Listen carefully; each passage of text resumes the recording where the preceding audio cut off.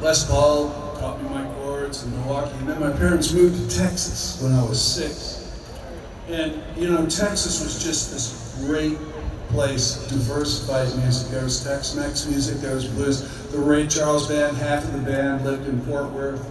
There was jazz, there was blues, Jimmy Reed, Freddy King, Lightning Hopkins.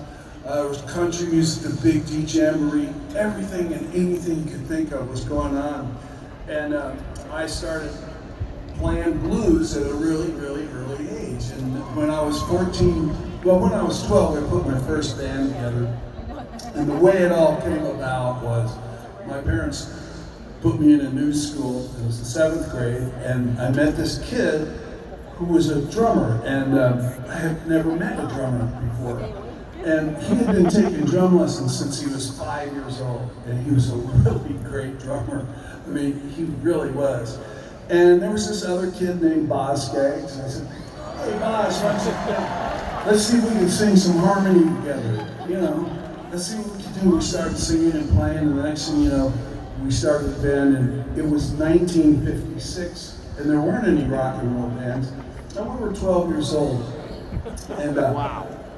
I started mimeographing letters. You don't know what a mimeograph machine is probably, but you know, there was an old machine where you could copy stuff, and started sending them out to all the places that had dances, you know, fraternities, sororities, and colleges, churches, synagogues, any place that had live music. I sent them letters, said I had a rock band, and I didn't tell them how old we were.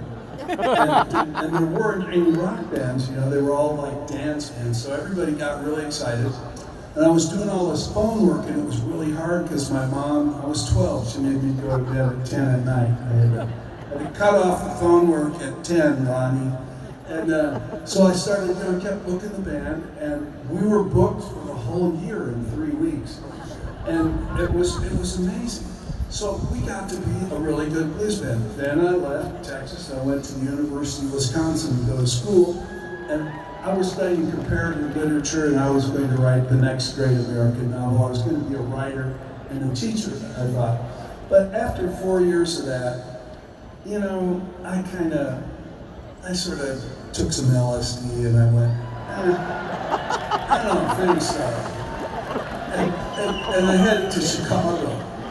And I got to Chicago and walked into this club, and guess who was there? It was Paul Buttefiled and Mike Bloomfield and the Paul Buttefiled Blues Band. And they had a record contract, and I went, holy cow, you could get a record contract. And I went, well, I played blues, maybe I could do this. And then next week, Muddy Waters and James Cotton came in, and then after them, Howlin Wolf showed up, and after Howlin Wolf, it was Junior Wells and Buddy Guy. It was unbelievable. And all of a sudden I was like in graduate school, the blues in Chicago.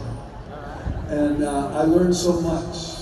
You know, I had learned so much in Texas, but it was all brought together, and I started to understand that the blues, you know, came from Africa, was mixed in the Delta with, you know, English and Scottish folk music from Appalachia, and banjos, and slide guitar from Hawaii. All this stuff got all mixed up, and it came down the Mississippi River, went to New Orleans, where it got a whole different funky thing. Then it went over to Texas, where, of course, we perfected everything.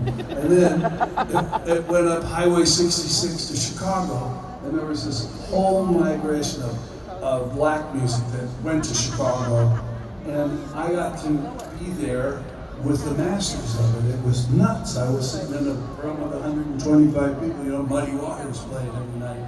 And one of the things that I learned was it was like kind of adult music, you know, it was no longer little kid stuff, and I really liked that. So we're going to do a tune now, and I'm going to dedicate this one because I don't know when I'm going to be back here again, playing here, but, you know, time goes by fast, so I want to dedicate a few songs to a few friends. This is for Jeannie and Michael Marin, and this is an Elmore James tune called Stranger Blues.